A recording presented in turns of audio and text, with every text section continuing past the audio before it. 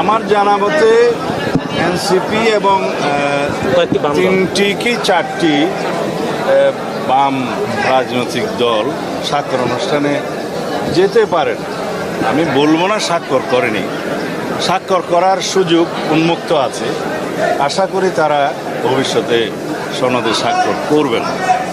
সালাউদ্দিন ভাই, তাতে করে আমাদের আগামী নির্বাচনের জন্য এটা বড় কোনো প্রভাব ফেলবে না।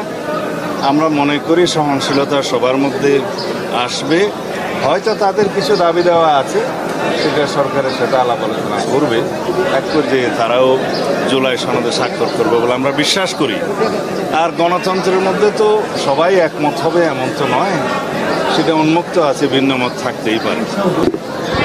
জুলাই যোদ্ধা নামে একটি সংগঠন আমাদের সাথেও কথা বলেছিল, ঐক্যমত্য কমিশনের সাথে কথা বলেছে। তাদের একটা যৌক্তিক দাবি ছিল, সেই যৌক্তিক দাবিটা পূরণের জন্য আমি নিজেও স্ট্যাটাস দিয়েছিলাম, কথা বলেছিলাম, এবং সেটা ঐক্যমত্য কমিশনের সভাপতি প্রফেসর আলী রিয়াজ সঠিকভাবে অ্যাড্রেস করেছেন, সেটা প্রেসে বলেছেন এবং সংশোধন করেছেন। এরপরে তাদের অসন্তোষ থাকার কথা নয়। যে সমস্ত বিশৃঙ্খলা হয়েছে আমরা খোঁজ নিয়েছি, এটা তদন্তনাধীন আছে।